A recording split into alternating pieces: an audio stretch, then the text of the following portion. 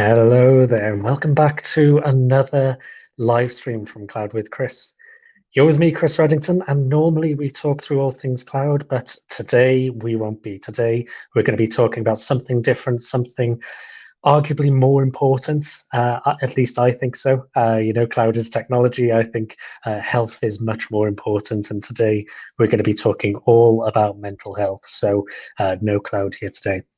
So you'll notice I'm in a little bit of a different setting to normal, and quality of recording and everything slightly different. So gonna have a bit more of a relaxed approach today as we go and approach things, focusing more on the conversation than the usual approach that we have here. So recently, over the last week, I put a call out to Twitter, to Facebook, and some of my friends and colleagues, just for anyone who'd be interested coming on live and talking about their experiences from a mental health perspective, getting perspectives, and just talking, because I think talking about mental health is something which is incredibly important. There's still a stigma around it, still not enough of us actually go and do that. So that is really the purpose of this, and for anyone to listen in, to go and hopefully provide some value to anyone listening. So what I'm going to do at this point is I'm going to add both Andrew and Will to the stream here. So good afternoon and good morning, both. How are we doing? Hey, you all right? Good day. All I'm all right. Good. So I guess, like we mentioned there, really is going to be a point of just talking. I think, Andrew, you and I have obviously had a bit of a discussion previously on the channel. So if anyone's listening in and interested, we can drop a link in the chat as well to that. But probably, like we said last time, first thing worth just caveating all of this with is none of us here are healthcare professionals in any way. This is all just about us talking about challenges we've been through, our perspectives, what's kind of helped us, and some of our experiences really, and just sharing really. And if anyone obviously wants to jump in on the chat as well and share your own experiences if you're comfortable, or tweet any of us and DM us, if you want it to be more private and you want to share something, please do. But really it's just a very safe space just to go and talk and just to go and share really. So I'm going to stop talking and let you guys talk for a bit. So maybe just a couple of quick introductions. I know, Andrew, you've been on the show before, but some people may not have caught those episodes. So introductions all around would be a good start, I guess. Yeah, alphabetically, I'll kick off then, I suppose. So Andrew Nathan, 40-year-old, father of four, former, retired soldier, medically discharged from the Australian Army, and now Chris and I know each other through working at Microsoft, where I'm a senior engineer in the fast track for Azure team, and we'll likely touch on it. But yeah, had ups and downs with mental health and some struggles with some things that I went through as part of that medical discharge from the Army, and what it meant to my identity and stuff like that. Thanks, Andrew. Cool. So I'm Will Owen, father of three. Worked with Chris previously in Microsoft, now work in Maersk in the cloud space as well as the governance space. History of mental health really is I've never really considered and challenged mental health until a few years ago around stress and my experiences around that. So. Excellent. Great. Thanks for sharing both. And more importantly, again, just a big thank you from me for joining. I know, obviously, my own experiences, right, how hard it can be to talk about anything related and share these things. So I know last time, Andrew, when we did a similar discussion, we didn't get a chance to do it on camera because of tech issues. So, actually seeing you, maybe we'll have a different experience here as well now. Yeah, but I'll try not to cry. Me too.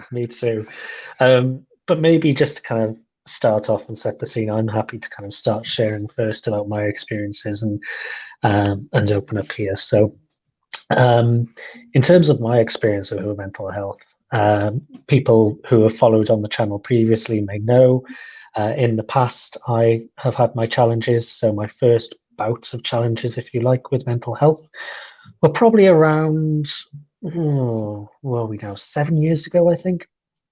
And that was really my first stage of anything mental health related. It was a mix of, I'd call it light depression at that point, and really induced by some anxiety as well. So at that time, I went through CBT, cognitive behavioral therapy, to kind of help me out with that. And I was on medication at that point as well. So this was, at that point, nothing that I could really pinpoint that was the issue. And actually, that time went away quite quickly for me. I went and did some traveling, perked up quite a lot, and actually I bounced back quite quickly.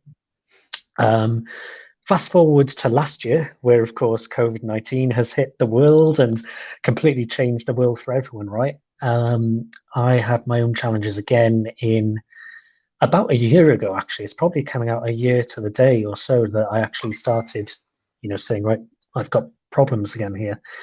And didn't bounce back as quickly this time. So one of the main factors for me, there were two factors: isolation, because I wouldn't consider myself an extrovert. Many would disagree with me. I wouldn't consider myself an extrovert, but being alone for that amount of time is obviously not natural and not normal.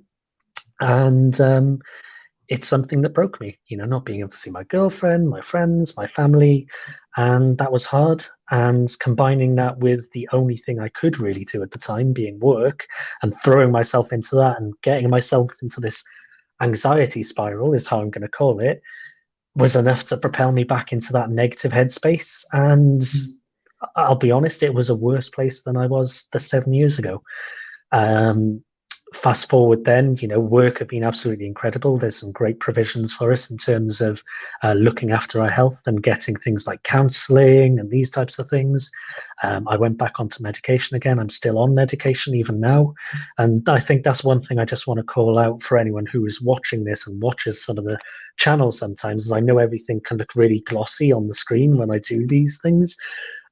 And this is deliberately why I've chosen to do this in a separate location and doing this just from my laptop and with my headphones here and make it very authentic. Is what you see a lot of the time is kind of prepared and, got a bit of finesse around it. But there are times where a couple of weeks ago, for example, I was supposed to record a session, and you know what? It still hasn't been recorded. It's still showing up on my site as not being recorded. And I'm fine with that, because something I've learned along the way, and we'll, I'm sure, come to those types of things later, things we've learned, is not to put so much pressure on myself with things that, it's only me that I'm damaging. And sometimes I have this artificial barrier or artificial level of what I expect on myself. But anyway, I can cover some of that a bit later, but just wanted to give a little bit of insight into my journey, and I'm sure we'll go into that a little bit more, but just a few insights there about me and sharing for folks here. So I don't know if either of you want to go next, or we want to dig into that a bit more. But I was going to say, it's, I don't know if ironic's the right word, but I found myself the last couple of weeks similar to what you've just addressed there, in terms of like throwing myself into work here in the US. So much so that one of the managers reached out to me and asked if like my capacity in terms of the projects I've taken on was accurate, because we sized some stuff internally and whatnot. And I admitted that I actually had undersized a couple of them so I could get more security type work, because it's the work I like to do. And he was like, that's even worse, because you're at like 1.5 engineers worth of workload at the moment. And like it's all me, and for what you were saying before about like that artificial thing in your head, like I've been super anxious, and I don't know if it's part of the move, and we haven't touched on it, but I've relocated to the US in the last 12 months, and whether it's the pressure I'm just putting on myself to achieve and prove my value and my worth, for they've put this money into me to help me move, and all of those things. And the last time we talked, like my daughter was going through some things herself at school and stuff like that. And so all of those things kind of just compounded into the fact that I just couldn't find the happy or like the positive side of anything. Like, and it didn't matter whether, like, even if I got good news, I was just looking at it was, well, when's the other shoe going to drop? Like this sucks type of thing. And that was just, and I luckily had a really good one-on-one with my manager on Friday. And I was like, man, this is, I don't know what it is. I can't stop. Yeah. I don't know why I keep saying yes to all this work, because I know I'm burning out. My wife, and I'm like, I'm trying to push for all of these things. And my wife even said to me at some point last week, she's like, why? Why do you want to do that? Why do you want that responsibility? Why do you want to do this extra stuff? Because you are miserable. I was like, oh, crap. So I took the weekend just to have a step back and just take a breath, really. And I've been lucky this week. I've actually been able to close out a couple of things, and I've been really deliberate this week about like not saying yes to stuff, getting outside. The weather, I was joking with you guys before we went on air, it snowed here a couple of days ago, but the weather today and yesterday has been nice. I've been able to get out and go for a walk and get some sunshine and do those sorts of things. But it sneaks up on you. You don't even realize that it's like, wait, I am in a bad place. Like, holy crap. Yeah. And that's completely rings so many bells on my side as well, especially I think as you went through the winter months. If I talk about lockdown last year, lockdown was in the summer. It's amazing how much first thing the sunlight and the outside and the weather makes a change, even if you're isolated indoors. Yep. The fact that you can see sunshine outside, you move into a winter, that starts to really become a challenge. And I found myself working more hours in the summer month. Well, let's be honest, what do you do? It's cold outside, it's wet outside. What are you going to do? You tend to throw yourself a bit more into more and more work. Yep, we all need to relocate to Barbados or somewhere like that, right? There we go. They'll prescribe that to us all. So go ahead, mate. Sorry, I was thinking, the one thing I've noticed more with myself is my apathy. I've lost emotion. Yeah. Do you know what I mean? It's not. Sometimes it's not stress, but it's just it's. I think the word is blur. There's no. You don't feel. Yeah. And that's a sign that I've not come across before. You know what I mean? It's a real interesting one. And I think something that you've both said there, right? There was the theme, Andrew, that you said about you kind of find yourself there, right? And something you said there, Will, about the almost that blur and then kind of finding it there as well. And I think that's one of the real things with mental health is, even for me, before I really experienced any of my own challenges, like it's so hard to try and describe to someone what that feels like. And that's not trying to belittle anyone who's never had their challenges or put anyone on a pedestal or anything like that at all. It's just so hard to try and describe that feeling. Like, even I mentioned 7 years ago, I had some challenges. The way that I would describe that one is like I was at the bottom of a pit and I couldn't get out. And this time I would describe it completely differently. I knew where I was and I knew it was not good. And it's just such a hard feeling to try and describe and explain to others. And I think the way that you mentioned about the apathy is completely right. It's sometimes not even feeling down or feeling upset or negative. It is just sometimes okay, sure, whatever, like you mentioned there. So I guess, I was just going to say, I spoke to a friend of mine the other day who's now like a mental health coach, I guess, for lack of a better term. And he said, he described it as his opinion, and again, not a mental health person, but he's somebody that's come out the other side of PTSD and stuff like that. And he described it as like a detachment.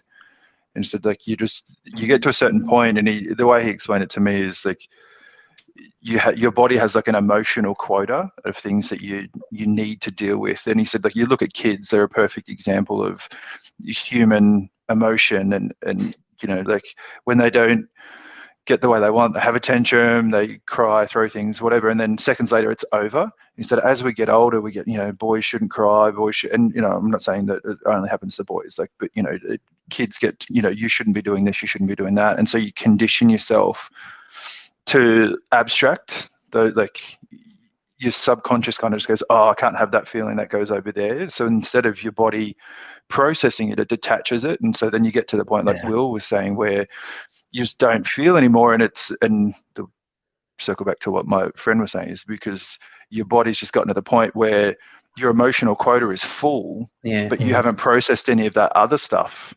And like, if we talk about the stresses of work and that sort of stuff, and again, we don't think about it. It's like, oh, well, I'll just work, and we don't realize that we're piling this stuff on ourselves.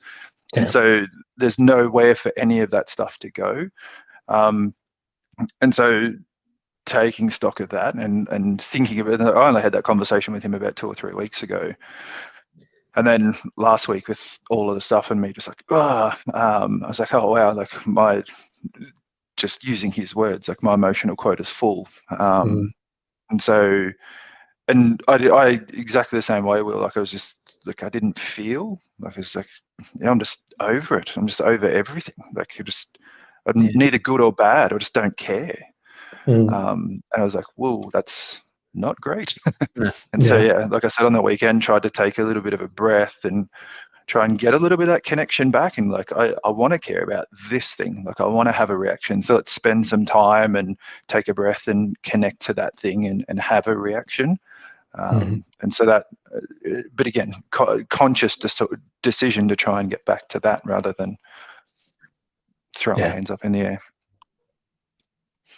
Yeah. So with you. And I guess thinking then about, how maybe anyone listening in, whether some of this is striking a chord with them or whether they're thinking, not sure, what are maybe some of the things that along the way have helped either of you in terms of identifying actually, right, I'm in this place, I'm in this position, something doesn't feel quite right? Is it, reflecting on things? Is it, I think, Andrew, earlier you mentioned about having the conversation with your wife. Is there, would you say there are certain things that have helped you kind of identify, right, okay, I need to just understand this a little bit more?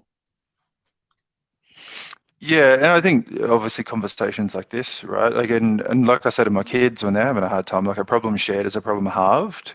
And I think we touched on it the last time we spoke, like, and like Will was talking about it before, like we look at it through our lens and we're dealing with it, and it just seems like this one idea or process or, feeling that's going this way.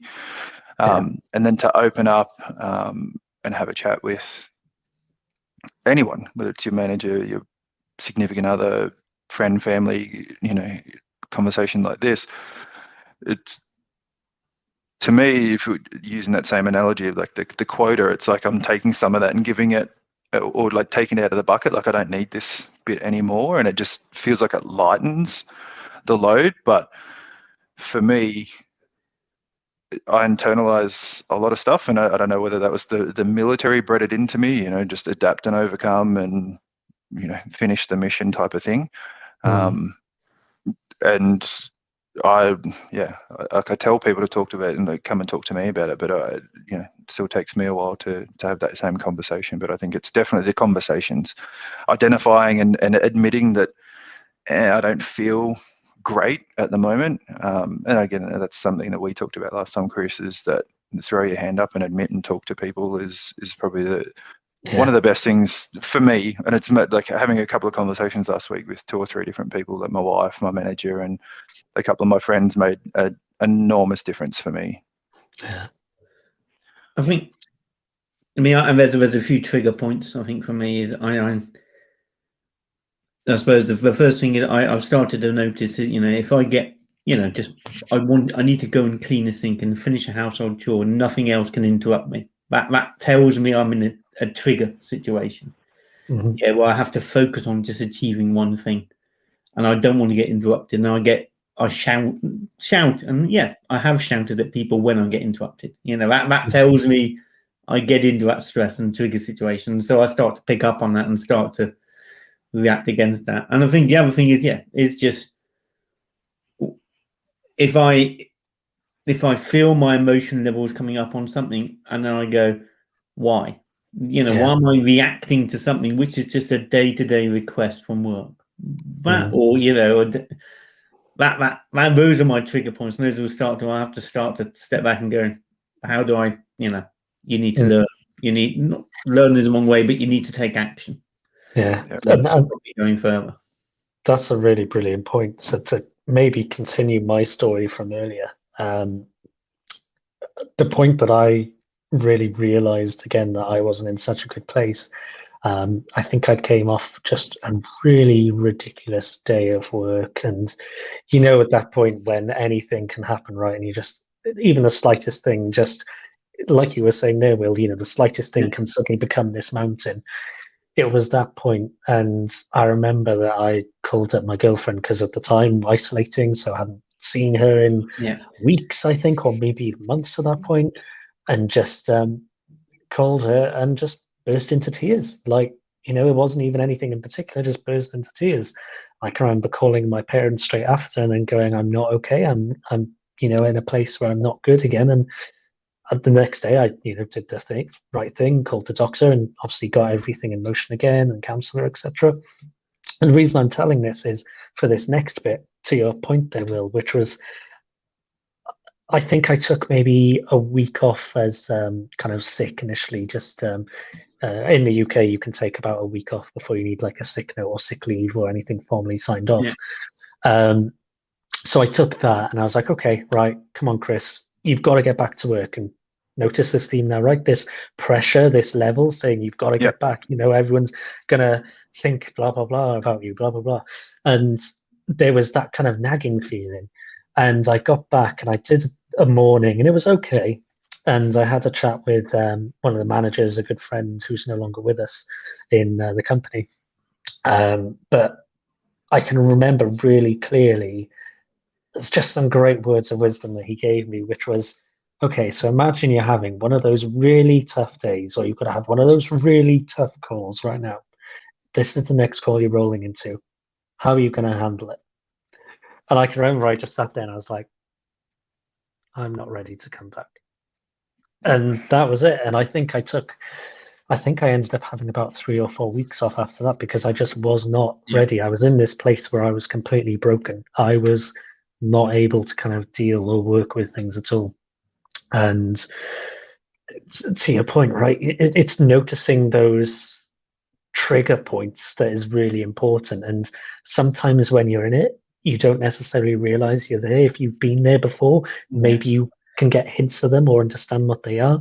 And sometimes you need externalization of someone else to tell you, are you okay? And key point of all this, it is absolutely okay to not be okay. And yes, there are still stigmas there. Within some cultures, there are still stigmas there, but mental health is just like physical health in the sense things will go wrong and that is okay and that is normal. And especially in times like this where we're all going through tough times.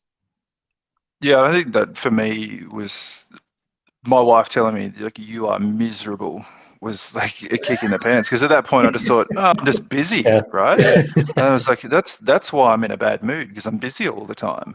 And she was like, no, you are miserable all the time, even when you're not at work. Like, you are just, oh, wow, okay. And it, like, and I think there's some comments in the chat saying, like that talking to people and opening up does help. And her saying that to me made me take stock and be like, oh, yep, all right, yeah, you're right. Like, and to go back to Will's other point, like I just had this apathy. It was funny because it's one of my favorite demotivational posters, like apathy. Maybe if we don't care, they won't either. But it made me stop and take stock and reach out to my manager and have a chat to him and just put it all out there and say, like, this is where I'm at. So,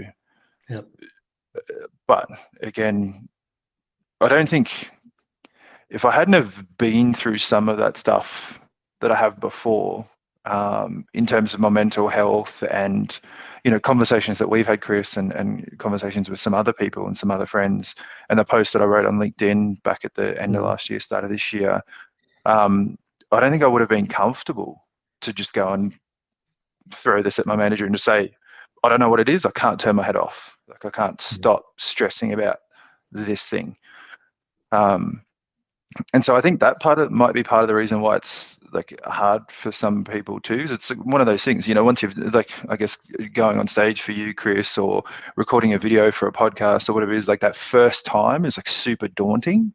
and you're worried about people's reaction and how's this going to make me look, and is this going to affect other things for me? But once you get to the point where you've done it a couple of times, it's just like, oh, I know what this is, and this is going to help me to get this off my chest. But that first time is still a big step, to talk about like the stigma and stuff that you've talked about before. Yeah, absolutely. Do you mind if I bring up that post? No. I'm just going to try and take that out here now. Sure. And I guess maybe what would be good, because I guess you referenced it a couple of times again, if you're Sure. happy to share, Yeah, is your previous experience, and maybe give a bit of a summary. I know we talked about it previously, but for anyone listening who hasn't caught the previous episode, just in terms of, you mentioned about your background with the military and having to leave, so maybe talking a bit about that. Yeah. So was in the Australian Army for 8 and a bit years. The last 4 and a bit, I was special forces, and all the physical stuff that entails, and running and jumping out of things and doing all those sorts of things. And I thought everybody had bad knees, right? And so it was just one of those things. And I knew I was going to try and get out of the Defence Force, and I guess similar to militaries all over the world, the Department of Veterans Affairs in some capacity will like pay for your injuries that you incur during service. So I started just to try and get all those ducks in a row. And I remember just going into the med center, or the regimental aid post, the RAP, and I was like, hey, I just want to see a doctor because my knees hurt. And like, yep, no worries. And I went in and explained what it felt like. And there's like, here's your referral to your specialist, or actually go get the MRI, then we'll refer you to a specialist. And I'll never forget it, because that medical center, it used to take like 6 to 8 weeks to get an appointment, because there were so many people, and there was only like 2 doctors in the whole of the region we lived in. Like as in defense doctor type things. And so they called me like 2 days later after I had the MRI, and were like, you have to come in. This is weird, because it normally takes so long. And then I go in, and the doctor says, like, opens the conversation with, you just need to be aware you're going to have joint replacement therapy in your life. So, whatever, mate. Like, thanks, I'll deal with that when I'm 70.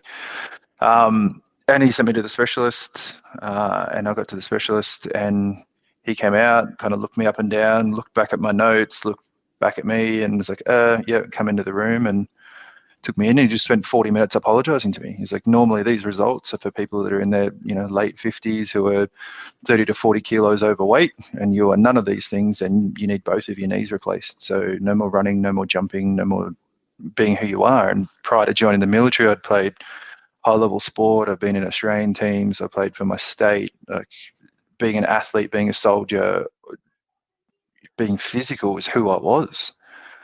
And for him to just, like, one conversation say that's never going to happen again. You can't play basketball. You can't run around with your kids. Like, you can't stand for long periods of time. You can't sit for long periods of time. Like, you're done. Use your words from before, it broke me. Like, I remember my wife pinged me. It was like, hey, how's everything going? Like, send me a text. And I was like, I need a minute. And I walked out and stood at the cafe, bought myself a coffee and a bacon and egg roll, or a ham and cheese croissant or something. I said, I'll call you in a minute. And I got that, and I walked down to my car, and I rang her. And as soon as I heard her voice, I just lost it. Like, there's no other word for it. Like, scenes you see in movies, like, just sobbing uncontrollably like a child. And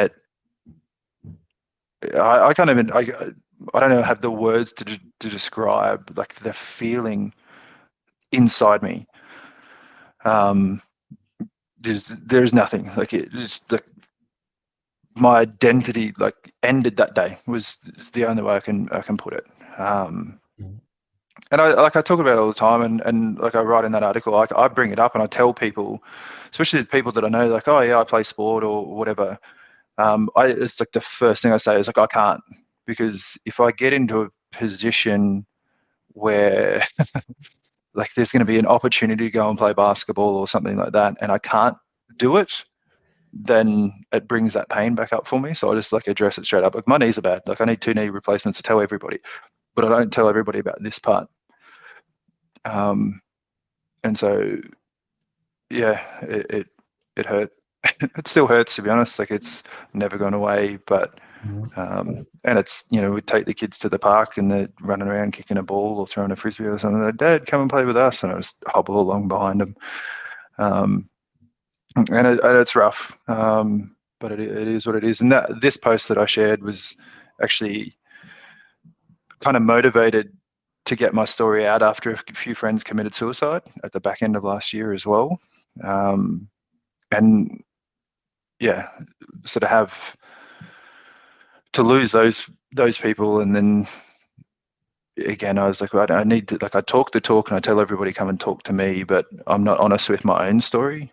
And so I felt it was time to start being a bit more, you know, practicing what I preach. No, and thank you for sharing it again. I think something that we spoke about last time is the fact that no two stories are the same either. So, you know, the fact that what you've been through, Andrew, or you will, or me, or anyone listening in and typing in the comments here, all of our experiences are going to be different, and none of them are lesser than any of the others. What we're all going through is very real, very real. And I think, again, for anyone who hasn't experienced or felt like they've had anything significant, you know, it's very easy when you're in that mindset, right, to say, oh, this is something that happens to all of us. You try to normalize it. Like, and I'm not going to try and therapize or hypothesize at all, but I'm sure, Andrew, when you were going through similar, you're probably in the mindset of tons of people have gone through this, or other people have gone through worse, kind of thing, and just trying to rationalize it. And I know I've done the same through my experiences. And it's that point that your rational thoughts aren't quite rational. And No. I think that's an important thing, is like Right in the Cloud said in the comments, the best bit of advice is don't suffer in silence. And I think we've said that time and time again here. Yeah. Absolutely don't.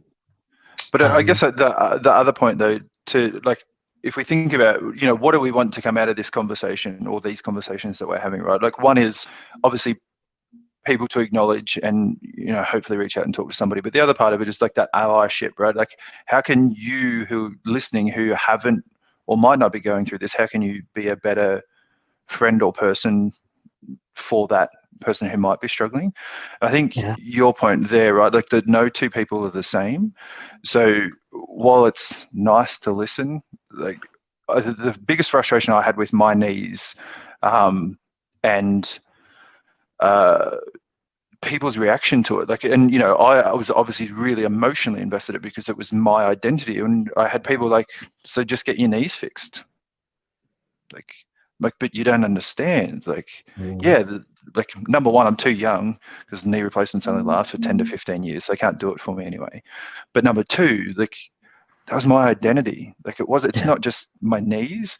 So if you're listening, like, understand that you might think that you've got a solution, and I laugh about it. It's like when you're arguing with your wife, like your wife doesn't want to hear your solution. She just wants you to, like, listen and take it in, right? The same for mental health is that just listen to the people. Don't say, oh, that's easy, we can solve this, because potentially you're going to compound that problem because, and again, not a therapist, but from my experience, having people just go, oh yeah, but just get your knees fixed, just made me feel like I wasn't dealing with it well enough. I'm like, oh, well, yeah, maybe I should be better at this. And that's like, I'm entitled to have my reaction. I'm entitled to be sad and upset. And the same deal, like, you might not understand why somebody's down in the dumps and like why Will needs to go and clean his sink that day, but just listen and accept the fact that Will needs to clean the sink. Or just using that example, sorry, Will, because you brought it up. But do you know what I mean? Like, don't offer solutions, just listen. And by listening, you'll help in and of itself. And then once you build that rapport and that understanding, then help the person work to a solution. But don't try and give them a solution straight off the bat. Yeah. Which is the only thing I would say. Yeah. No, I totally agree. I think if you can have a listening ear and just be there, that's all you need to be. Yep. Mhm. And if you see someone who's not behaving their normal way, Yeah.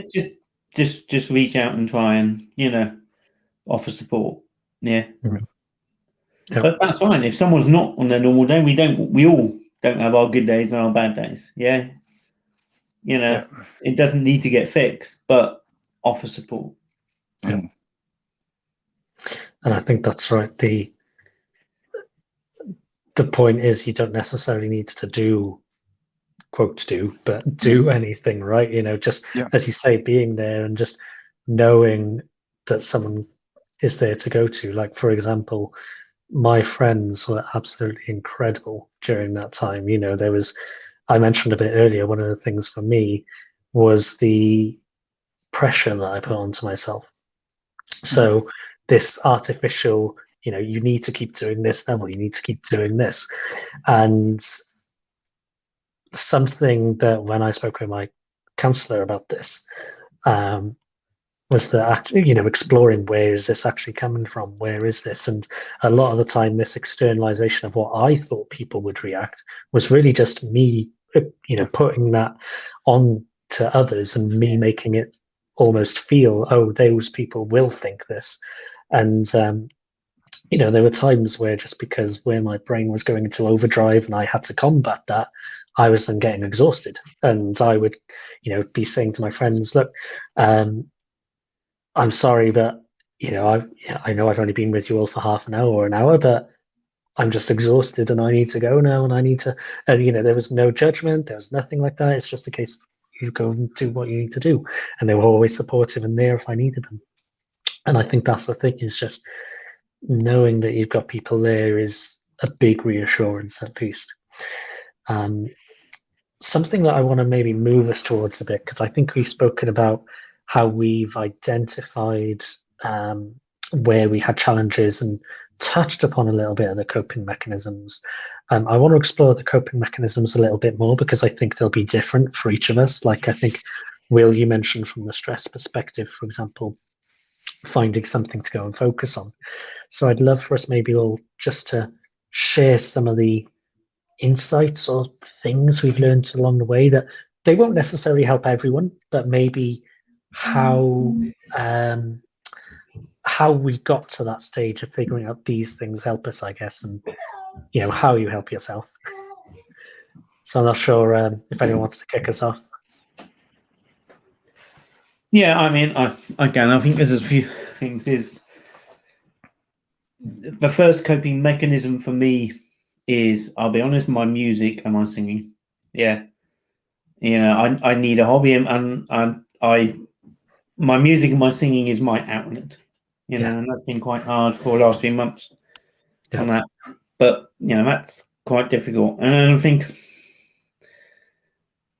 fresh air and just getting out of the home, and just getting a change of scene. That's really important. Yeah.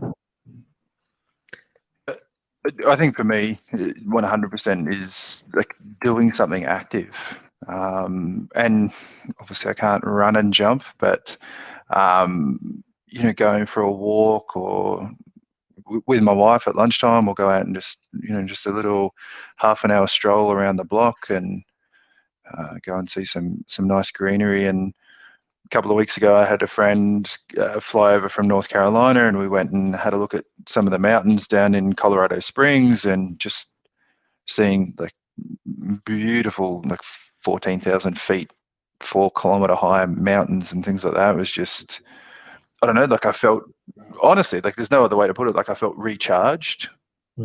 Like to have that connection. And I don't know whether it's like says something about me about how much time I spent outside in the army and needing to roll around in green stuff, or or whatever it is. But it just, honestly, like blue skies, bit of green grass, some trees, it makes for me makes the world of difference. And the other thing, Yeah. World of difference. There you go. Yeah. And the other thing for me is, and this is probably very subjective to me, but is just listening to my kids. Like and it might sound creepy to some people, but I'll just go and stand at a door and listen to the conversations they have and their laughter and this genuine joy that they have of like just the littlest things is like it makes all of the things I feel like I'm going through seem like super trivial. Like, yeah, that's just work, right? Like, or whatever the case may be, and just to hear how happy they are and like just how much fun they have together, again makes the world a difference for me. And there's something that you said in there. Actually, it doesn't even have to be the biggest of changes or the biggest of things, right? I think I may have mentioned this last time, but for me, this recent time when I had challenges, one of the things that I started doing was a mindfulness diary, and it is one of the best things that I have ever done. Honestly, I can't even stress enough how well this worked for me. And for anyone who doesn't know what this is, because I saw both Andrew and Will nodding, so I'll do a brief explanation. It's a way of kind of keeping in sync with how you're feeling, what you're thankful for, and how you've made today great, or how you're going to make today great. So I've got a mindfulness diary that I don't fill in every day anymore, but I do mentally. I kind of check off the list myself rather than putting it on paper. And it's, how are you going to make today great? What has made, what are you thankful for? And these kind of things. And I remember, because there's a morning and an evening session, I can't remember the exact questions. But in the evening session, there's something along the lines of, what made today great, effectively, or something along those lines. And I just clearly remember the first day that I filled this out, and this still stands out to me a year on. I'm sure it will stick with me. Is I went on a walk and someone just gave me the most genuine smile. And this was probably one of the lowest points that I felt at that point. And they gave me the most genuine smile that I have ever seen in my life. And it just filled me with so much joy. And that moment sticks with me. And that person doesn't probably realize what they did that day and how much they helped just by doing that.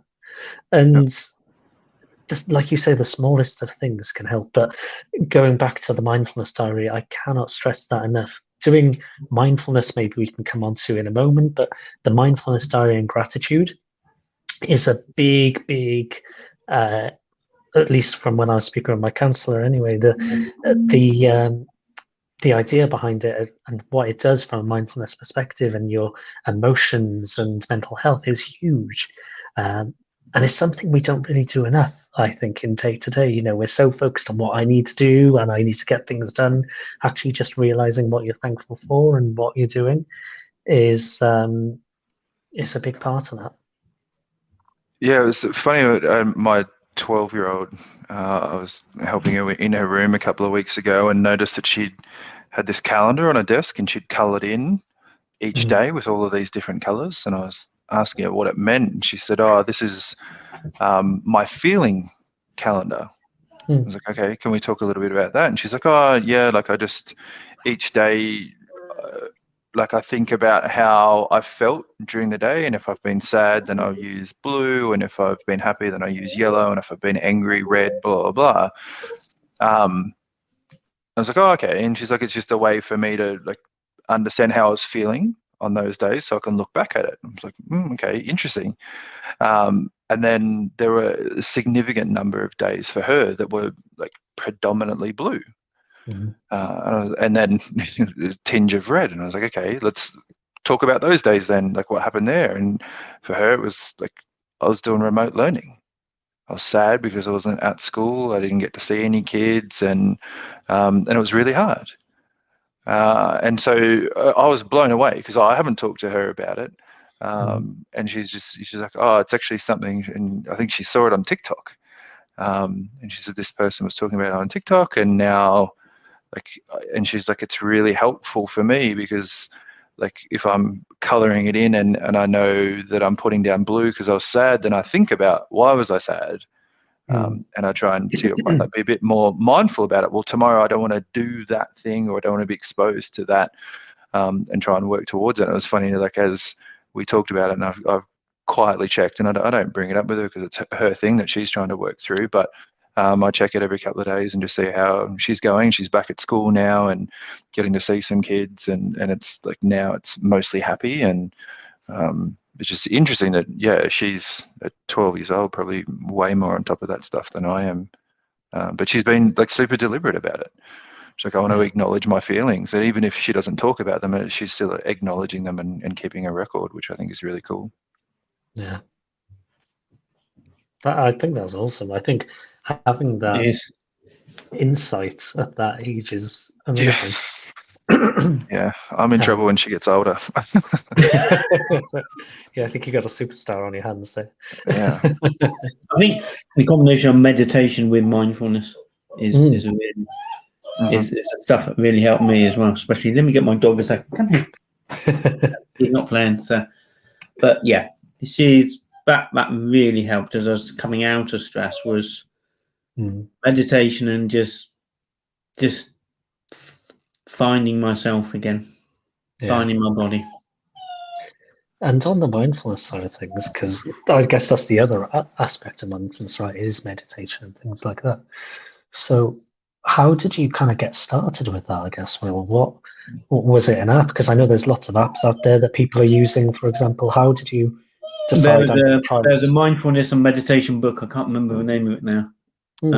But I came into it because I sort of, in simplicity, I suffered a stress incident at work. I got into work one day, late 2019. I was about to join a meeting and just went, I can't do this.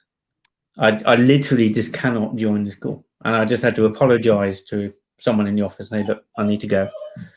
Went home, burst into tears about 3 times. I had to stop the car on the way home about 3 times. And then from that, you go through, first thing is just denial. I just went complete. I went to the doctors the following day, and they wrote me off for 3 weeks. Now, I felt embarrassed and ashamed because it's just, why do I need to be written off for 3 weeks? It just, I went through counselling at work and started some counselling at work, and that was going to be a week or so before went into some counselling. I was like, I can't wait a week. I need to do something. So yeah, that's where I found some of the mindfulness and meditation stuff, and started on that. And that really helped. And I think the other learning from that was I did counselling and did the first counsellor, and we just didn't click. Simple answer, we just didn't. And that at the time that was heartbreaking, because I'm like, you have your heart pinned on counselling helping you, and you go to a counsellor and it was just like chalk and cheese, our personalities. You know what I mean? But then I went, well, what can I do? I talked back and found a different counsellor through work, and that really worked, and that was brilliant. But so that was a sort of don't give up bit. I think it's just when you're in that, just it does work. But you can find counsellors who don't work for you, and that's fine. Go and find another one. Yeah. Coming back to your point about the meditation side of things there, Will, as well. Excuse me, croaky. Something that I found when I went through my last experiences was Headspace, I think, was the app that I was using in it. There was like a free 10 session type thing, and I just kept redoing those 10 sessions because I was like, do I need to invest in the app itself or whatever? And I just found that actually those were really great. And what I found for me, I think you mentioned it earlier, Andrew, was that change of space as well. So I didn't just do it in the apartment. I did it. I'm really fortunate to live right nearby a country park, so like a nice lake and a nice kind of area to walk at.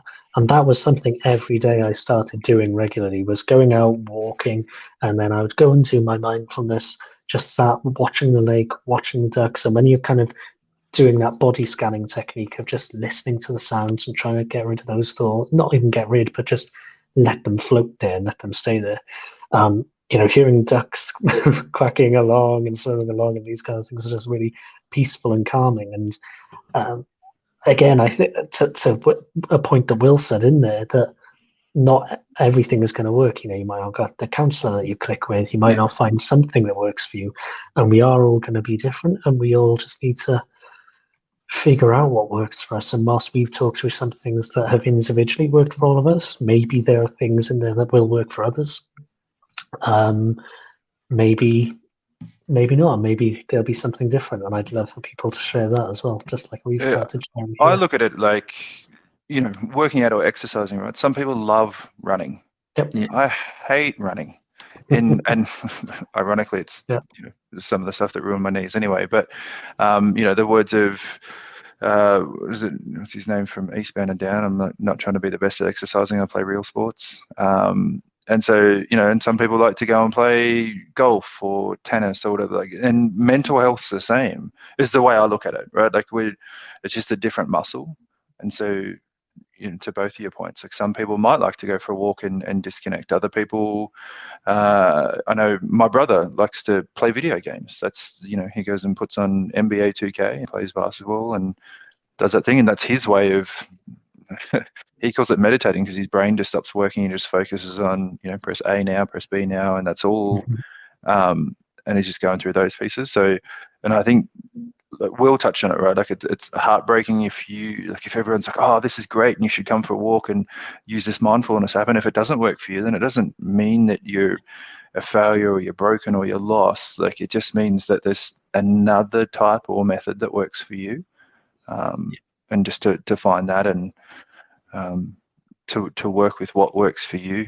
And I think that's the big thing. I think for me, and I don't do it enough, it is also what my friend Matthew, who I reference in my LinkedIn article, but he talks about breath work. It's just and actually Teams has now started doing a thing. I don't know if you guys have seen it, but you can do a virtual commute at the end of the day, which is funny. It just helps you wrap up and put tasks in for the next day and all that sort of stuff. But the last bit of it is a minute of just deep breathing. Yeah. And it just says, breathe in with this, breathe out. Breathe in, breathe out. And then you're done and your virtual commute's done for the day. And that's been phenomenal. I've started doing that at the end of every day now. When it pops up and says, are you ready to do your virtual commute? I'm like, yes, I am. I'm just going to take some deep breaths to close out the day. And all I focus on is the little circle that gets in and out, and breathe. Do it for a minute or so, and then I watch my heart rate on my watch drop from 100 and something down to 70 something, and I'm like, cool, I'm done. And now I will walk out, and my virtual commute's done. I'm closed out. I know what tasks I've got for the next day, and see you later. I think the other thing I've really noticed, especially if you're working, you're working lots at home, you're in isolation, you're on Teams calls. Last few weeks I've just taken a couple of Teams calls in the garden at lunchtime, and just sitting in the garden, and just change the scene. Yeah, you don't even need to stop doing your work. Yeah. But it's just so refreshing, just that different space. Agree.